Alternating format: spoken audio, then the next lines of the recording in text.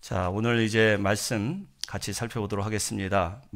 마태복음 2장 1절부터 12절, 신약성서 마태복음 2장 1절부터 12절입니다.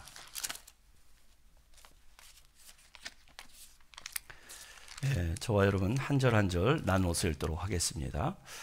헤롯 왕 때에 예수께서 유대 베들레헴에서 나심에 동방으로부터 박사들이 예루살렘에 이르러 말하되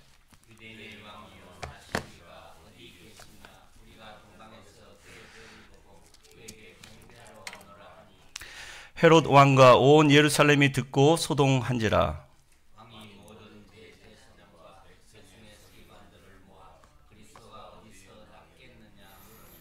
이르되 유대 베들레헴이 오니 이는 선지자로 이렇게 기록된 바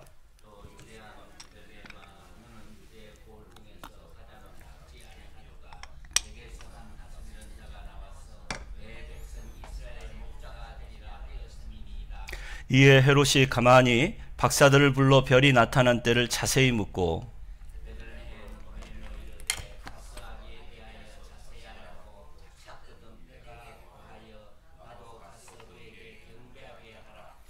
박사들이 왕의 말을 듣고 갈새 동방에서 보던 그 별이 문득 앞서 인도하여 가다가 악이 있는 곳 위에 머물러 서 있는지라. 집에 들어가 아기와 그의 어머니 마리아가 함께 있는 것을 보고 엎드려 아기께 경배하고 보배합을 열어 황금과 유향과 모략을 예물로 드리니라. 헤롯에게로 돌아가지 말라 지시하심을 받아 다른 길로 고국에 돌아가니라. 아멘. 오늘 아침에는 별을 따라가는 성도들이라는 말씀의 제목으로 본문을 살펴보고 은혜 받길 원합니다. 오늘은 이제 대강절 셋째 주일입니다. 이제 다음 주일이면 성탄 주일이고요. 크리스마스. 이 크리스마스를 이 원래 라틴어로 하면은 크라이스트라는 단어와 마스라는 이 두 단어가 이렇게 합성해서 만들어진 단어인데요. 크라이스트, 그리스도께, 마스, 미사, 예배를 드리다. 그런 뜻입니다. 그러니까 오늘 본문에 동방 박사들이 최초로 크리스마스를 맞이하여 그리스도께 예배드린 사람들이에요. 그런데 이 원래 의미가 예배일진데 우리가 오늘날 크리스마스를 맞이할 때 그 크리스마스의 의미가 굉장히 많이 희석되어 있고 또 왜곡된 현실이죠. 우리가 고요한 밤, 거룩한 밤을 노래 부르지만 사실 크리스마스 날 고요하지 않습니다. 왁작지껄하죠. 시끄럽고 분주합니다. 통계에 의하면 이 불미스러운 사고들, 온갖 소동들이 크리스마스 당일날 제일 많이 일어난다고 해요. 1년 중 교통사고가 가장 많이 발생하는 날도 크리스마스 당일이라고 하고요. 또 절도, 강도, 강간 이런 강력 범죄도 크리스마스 이브 날 가장 빈번하다고 합니다. 심지어 크리스마스 때문에 이 사생아가 그 다음에 10월 달에 가장 많이 출산한다고 하기도 해요. 그래서 존 데이빗이라는 사람이 12월에 크리스마스가 두 개 있다고 합니다. 하나는 말 그대로 크라이스트 마스, 그리스도께 예배하는 날, 우리가 드리는 성탄주일입니다. 또 하나는 엑스마스, 물론 이 엑스는 크라이스트의 준말이기도 하는데요. 수학에서는 미지수를 나타내는 부호예요. 그래서 어떤 일이 어떻게 크리스마스 날 일어날지 아무도 모른다라는 거예요. Something may happen in Christmas. 그러니까 뭔가 something, 뭔가 새로운 일이 막연하게 일어날 것을 기대하고 온갖 트러블과 소동을 일으키는 날, 그날이 세상 사람들에게는 엑스마스라고 하는 것이죠. 그렇다면 여러분 크리스마스의 진정한 의미는 무엇일까요? 두말할 나위 없이 크리스마스는 이 땅에 구원자로 오신 우리 예수님, 아기 예수님을 기뻐하고 또 그분께 감사함으로 예배드리는 날, 이 날이 진정한 의미의 크리스마스인 것입니다. 오늘 본문에 보면 두 부류의 사람이 등장하는데요. 이 한 부류의 사람은 그리스도께 예배해드리는 동방박사들, 또 한 부류의 다른 사람들은 뭐냐면 예수 그리스도의 나심 때문에 오히려 소동하는 사람들이 또 등장을 합니다. 이 동방박사들은 그 당시에 페르시아, 지금의 이란 지역이죠. 이 이란에서 지금 이스라엘 팔레스타인 땅까지 그렇게 별을 관찰하고 또 미래를 예견하는 그런 천문학자들인데, 어느 날 밤하늘을 바라보다가 크고 이상한 별이 나타나니까 그 별을 관찰하다가 직감으로 알았어요. 이것이 보통 예사로운 별이 아니라 이 세상에 역사를 주관하고 또 왕의 왕 대신 메시아의 별이라는 사실을 직감하고 그들은 위대한 결심을 하게 됩니다. 그 결심은 뭐예요? 그 별을 따라가기로 작정한 거예요. 가까운 거리가 아닙니다. 이 페르시아에서 이스라엘까지, 유대 땅까지 가려면 거의 2000km 거리인데요. 2000km면 한 1200마일쯤 되겠죠. 그 먼 거리, 여기서 치자면 뉴욕에서 플로리다까지 뭐 자동차나 비행기를 타고 가는 것도 아니고 낙타 타고 혹은 도보로 이게 산 넘고 물 건너서 그렇게 아마도 한 30일 이상을 이상한 크고 빛나는 별을 따라서 그들은 메시아의 탄생이 있었던 유대 베들레헴 땅까지 오게 됩니다. 그들에게 거리는 문제가 되지 않았습니다. 어떤 손해나 위험도 감수했어요. 왜냐하면 이 땅의 구원자 메시아를 만나고자 하는 갈망이 더 컸기 때문에 그렇습니다. 그렇습니다. 예배를 사모하는 사람은 거리에 구애받지 않습니다. 우리 교회에서도 예배 자리에 멀리서 오시는 분들이 좀 계시죠. 그분들은 교회가 멀다고 얘기하지 않습니다. 오히려 당신네 집이 교회에서 멀다. 관점이 좀 다른 거죠. 그리고 이 교회에 오려면 다리를 건너고 또 터널을 통과하고 하회를 거쳐서 이렇게 먼 길을 와야 되는데, 그 손해에도 불구하고 희생에도 불구하고 그것이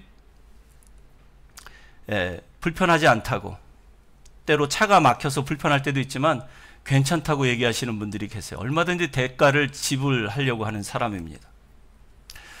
어떤 대가를 지불한다 할지라도 예배 드리는 자리, 아기 예수를 경배하는 그 자리는 충분히 대가를 치를 준비가 되어 있는 그런 사람들이죠.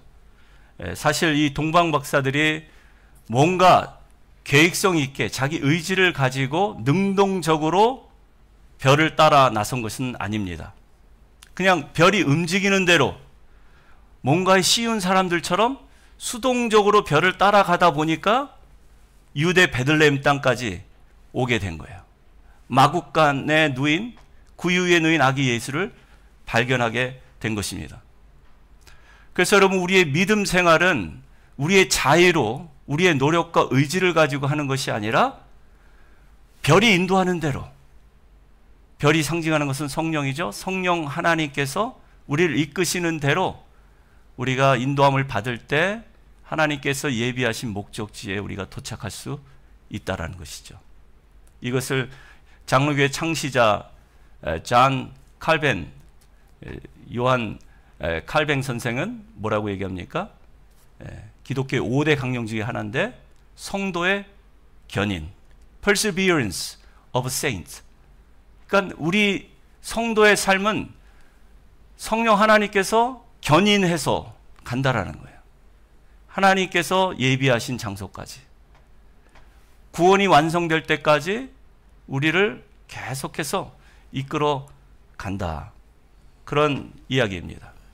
그래서 여러분들도 오늘 예배 자리에 오셨는데요, 여러분 스스로의 의지를 가지고 계획성을 가지고 온 것이 아니라 성령의 이끄심을 받아서 오늘 예배 자리에 오심을 믿으시기 바랍니다. 성도의 견인을 받았다면 여러분들 참 잘 오신 거예요. 왜냐하면 하나님께서 분명히 예비하신 은혜가 있기 때문에 그렇습니다. 이 동방박사들이 유대 땅에 잘 도착을 했습니다. 그런데 유대 땅에 도착하자마자 길을 잃어버려요. 그래서 왕이 태어날 만한 곳, 왕궁을 찾아가죠. 예루살렘 성으로 들어가는데 거기에 왕이 없습니다. 그래서 다시 길을 떠납니다. 순간 길을 잃었지만 다시 움직이는 별을 발견하고 별을 따라갑니다. 그리고 결국 그 별이 머무는 곳, 유대 베들레헴에 있는 어느 허름하고 초라한 마구간에 도착하죠. 그 더럽고 냄새나는 구유에 누이신 아기 예수님을 발견합니다. 그리고 그 앞에 황금과 유향과 모략을 예물로 드리며 경배합니다. 이것이 첫 번째 크리스마스. 이것이 참된 오리지널 크리스마스라고 볼 수 있어요. 동방박사들은 예배가 목적이었습니다. 그래서 2절에 보면 같이 한번 읽어볼까요? 유대인의 왕으로 나신 이가 어디 계시냐? 우리가 동방에서 그의 별을 보고 그에게 경배하러 왔노라. 그 많은 소중한 값비싼 황금과 유향과 모략을 낙타에 태우고 그 먼 길을 그렇게 고생하면서 온 이유는 뭐예요? 오직 이 땅에 구원자로 오신 아기 예수를 예배하기 위해서. 그래서 여러분, 그들은 별을 따라가다가 성도가 된 사람, 원래 이방인이었는데 별의 인도함을 따라서 가다 보니까 거룩한 하나님의 사람으로 변화된 예배자. 그들에게는 예배가 이제 삶의 구심점이 되었습니다. 예배가 인생의 최우선 순위에 둔 사람들입니다. 별을 따라가면서 이제는 삶의 목적도 바뀌었습니다. 가치관도 변했어요. 그전에는 별을 보면서 점이나 치고 또 남의 사주팔자나 읽어주는, 알려주는 그러한 이방인 점성술가였는데 그들이 어떻게 거룩한 하나님의 성도가 되었을까요? 그 이유는 조금 이따 살펴보기로 하고, 이제 두 번째 부류의 사람들. 이 사람들은 누구일까요? 헤롯 왕입니다. 그리고 헤롯의 통치권 안에 있던 예루살렘 사람들이에요. 이들은 크리스마스를 어떻게 맞이했을까요? 3절 말씀 우리 큰 소리로 같이 한번 또 읽도록 하겠습니다. 헤롯 왕과 온 예루살렘이 듣고 소동한지라. 메시아가 이 땅에 태어났다. 크고 이상한 별을 따라서 동방박사가 예루살렘까지 와서 유대인의 왕으로 오신 이가 어디 있느냐 라고 물었을 때 그들이 듣고 어떻게 했대요? 그들은 예배하지 않았어요. 그들은 오히려 소동했다. They were in trouble. 여러분, 왜 그렇습니까? 우리가 크리스마스를 맞이할 때 예배하는 사람이 있는가 반면에 어떤 사람은 소동하는 사람도 있어요.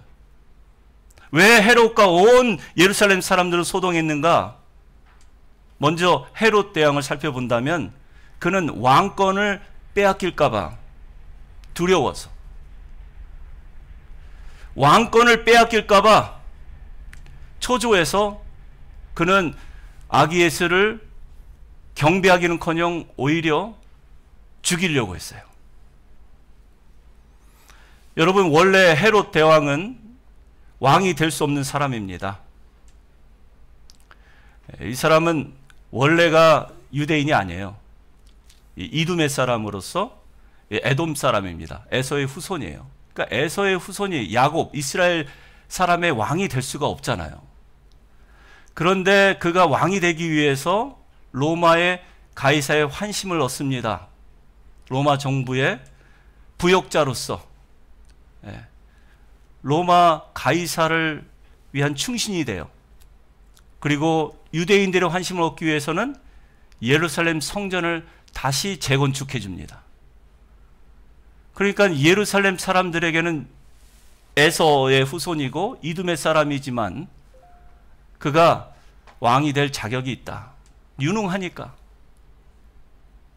그들의 편의를 봐주니까. 그래서 이제 왕이 된 사람인데요. 유대인의 왕이 태어났다는 이야기를 듣고 그 왕께 경배하러 왔다라는 동방 박사들의 이야기를 듣고 위협을 받고 있는 것이죠. 왕이 둘이 될 수 없기 때문에.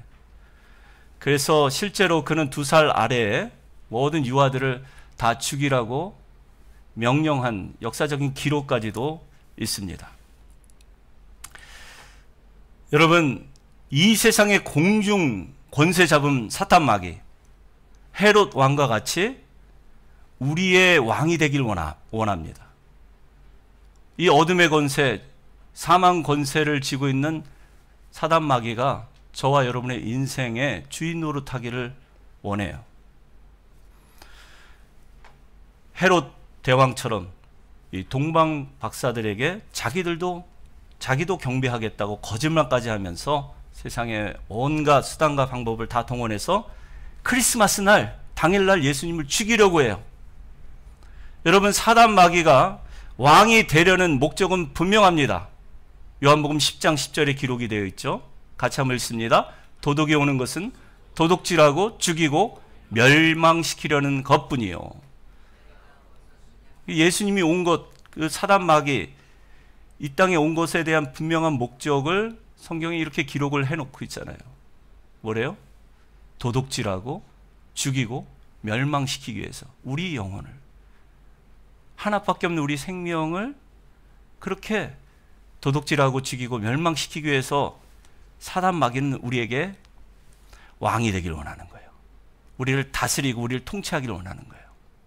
그러나 만왕의 왕 되신 우리 예수님, 이 땅에 메시아로 오신 우리 주님은 어떻게 해요? 양으로 생명을 얻게 하고 더 풍성히 얻게 하려고 이 땅에 오심을 믿으시기 바랍니다. 그래서 여러분, 우리는 이 사단 마귀의 그러한 괴계를 분별할 수 있어야 돼요. 이 세상의 모든 수단과 방법을 다 동원해서 이 크리스마스를 엑스마스로 변질시키려고 하는 이 사단 마귀의 그 괴계, 우리가 분별할 수 있어야 합니다.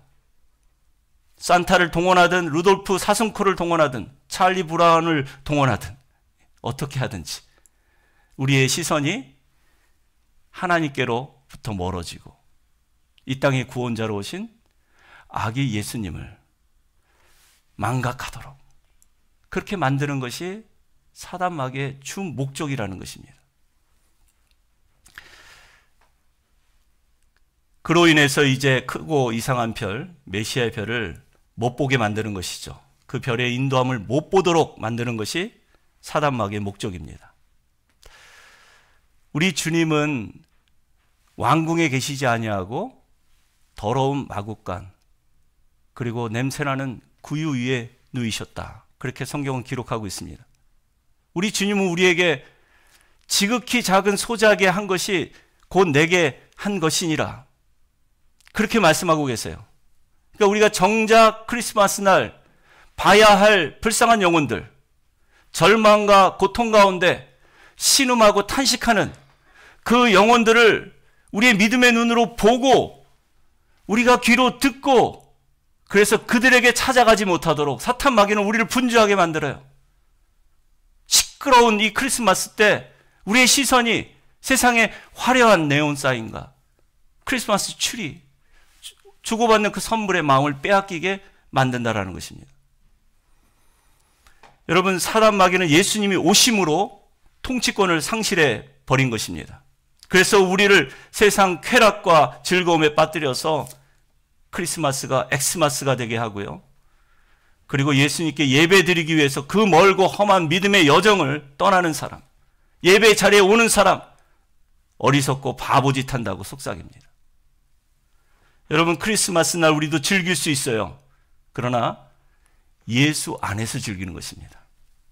그분의 탄생을 기뻐하면서 감사하면서 우리가 주님께 먼저 예배드리고 또 음식을 먹고 나누고 선물을 주고받는 것, 우리가 주님께 감사한 마음으로 이렇게 한다면 참 좋은 일이고 기쁜 일이죠.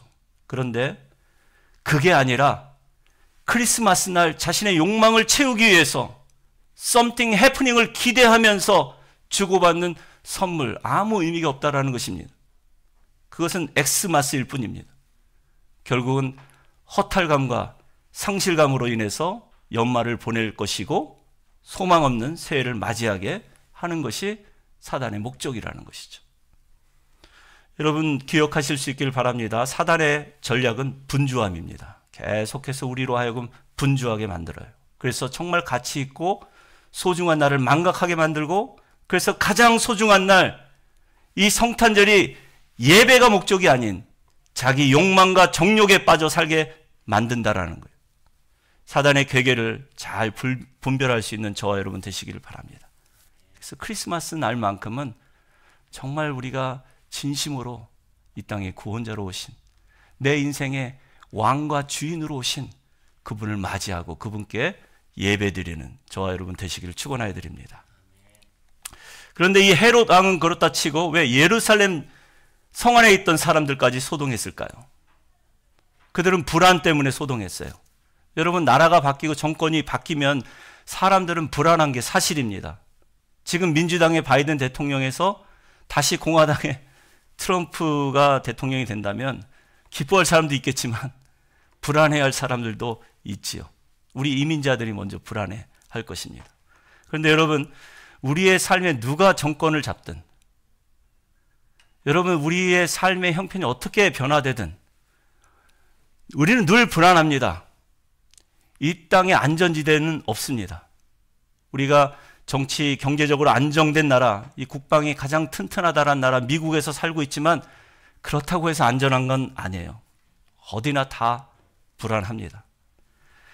예루살렘 사람들이 지금 왜 불안해합니까? 그들은 원래 메시아를 기다리던 사람들이었었어요. 로마의 압제 속에서 메시아를 대망했던 사람들이었습니다. 그런데 그런 메시아가 더디 오니까 이제는 메시아에 대한 대망보다는 지금 현실에 대한 두려움이 그들을 압박하고 있는 것입니다.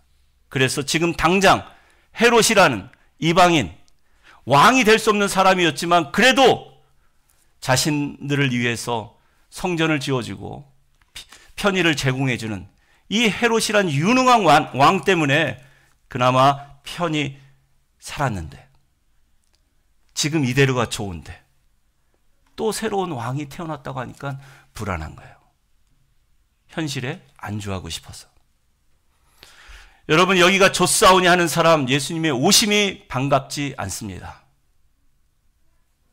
예수님이 이 땅의 구원자로, 심판자로 오셨다는 소식이 기쁜 소식으로 들리지 않아요. 여러분, 우리는 예수님의 재림을 기다리는 믿음의 성도들입니다. 언제 오시든 주님이 이 땅에 오셨다 하면 두 손 들고 마라나타, 아멘, 주 예수여 오시옵소서, 믿음으로 영접하고 반겨드릴 수 있는 저와 여러분 되시기를 바랍니다. 이 동방박사들이 다시 별의 인도하심을 받고 나서 그 별이 한 곳에 머무르는 것을 보고 그들이 어떻게 반응합니까? 10절에 보면 그들이 별을 보고 매우 크게 기뻐하고 기뻐하더라. 이 기뻐하고 기뻐하더라, 이걸 반복해서 강조해서 기록을 하고 있죠. 정말 기뻤다라는 거예요. 여러분, 우리가 인생을 살다 보면 슬픈 일도 만나지만 기쁜 일을 만날 때가 있습니다. 그러나 대부분의 기쁨은 순간의 기쁨이에요. 곧 사라지기 마련입니다. 그러나 우리가 예수님을 만난 기쁨, 이 기쁨은 기쁨 중에 기쁨입니다. 영원히 사라지지 않을 기쁨입니다. 왜냐하면 예수님과의 만남은 생명의 만남이자 구원의 만남이기 때문에 그렇습니다. 모든 축복의 근원과의 만남이기 때문에, 무엇보다도 우리와 항상 하시는, 함께 하시는 임마누엘 하나님과의 만남이기 때문에 그래서 기쁠 수밖에 없어요. 범사에 감사할 수밖에 없습니다. 만약 우리가 이런 기쁨이 없고 이런 감사가 없다면 여러분, 아직 우리는 예수님을 인격적으로 만난 것이 아닙니다. 예수님을 인격적으로 만난 사람은 그 삶에 항상 기쁨과 감사가 넘칩니다. 여러분들이 진정 주님을 만났다면 늘 기뻐하고 감사할 수 있기를 축원하여 드립니다. 적어도 이 대강절 기간만큼은 주님을 기다리면서 크고 이상한 별을 따라가면서 이 땅의 구원자로 오신 예수님 한 분 때문에, 그분 때문에 감사할 수 있기를 바랍니다. 여러분, 동방박사들이 드린 황금, 유향, 몰약, 이 세 가지의 예물은 예수 그리스도가 누구신가? 예수 그리스도의 정체성을 드러내고 있습니다. 황금은 뭡니까? 왕의 왕 대신 예수님. 유향은 뭡니까? 우리와 하나님과 사이에서 대제사장으로 우리를 위해서 기도하시고 중보하시는 예수님. 그리고 몰약은 우리 대신 십자가 지시고 죽으신 그 예수님을 상징하는 그런 예물들이에요. 여러분, 예수님을 만날 때 동방박사들은 이 황금과 유향과 몰약이라는 값비싼 예물을 받으려고 간 게 아니에요. 드리려고 간 것입니다. 우리가 크리스마스를 맞이해서 예수님께 값비싼 예물, 소중한 예물을 드립니다. 그러나 이 예물이 무엇을 상징하는지, 이 예물의 의미가 무엇인지 우리가 생각할 필요가 좀 있습니다. 제가 전에 다녔던 교회에서 이제 연말이 되면은 교인들끼리 또 목회자에게 이게 선물을 주기도 하고 받기도 하는데요. 어느 해인가 제가 받은 선물이 자세히 보니까 어디서 많이 본 선물이에요. 뜯어보니까. 근데 몇 해 전에 제가 어느 장로님한테 드린 넥타이인데 그게 다시 몇 년 지나고 나서 저한테 똑같은 브랜드와 컬러 넥타이가 돌아온 거예요. 제가 마음이 좀 씁쓸했어요. 그리고 이거 내가 이 장로님한테 드린 선물인데 이렇게 돌고 돌아서 결국 나한테 돌아왔구나. 여러분, 선물은 주는 사람에게 기쁨이 있어야 되겠지만 받는 사람에게도 의미가 있어야 합니다. 정말 이 사람이 나를 생각해서 이 좋은 선물을 줬다면은 감사해야 되고 기뻐해야 되고 소중히 여길 수 있어야 되는데 그걸 또 다른 사람에게 돌려서 이 선물을 주고받는다면 그 선물은 아무런 의미가 없는 것처럼 우리가 크리스마스 당일날 아기 예수님께 드릴 그 예물도 이렇게 의미를 부여하고 예수님의 삶과 죽음을 묵상하면서 드릴 때 그것이 우리 주님이 어떤 선물이라 할지라도 그것이 선물이 아니래도 좋아요. 믿음의 행위, 정말 주님께서 기뻐하시는 선물이 무엇일까? 지극히 작고 소외된 자들을 돌보는 일, 그들을 찾아가서 먹을 것을 제공해주고 마실 것을 먹여주고 또 헐벗은 그들을 입혀주고 감옥에 갇힌 자들을 돌봐주고 병문안하는 그 모든 일들을 우리 주님께서 기뻐하신다는 거예요. 소중한 걸 드리면 됩니다. 그것이 예수님의 임재와 예수님의 영광을 상징하는 것이면 뭐든지 가능합니다. 이제 대강절 셋째 주를 맞이하고 있습니다.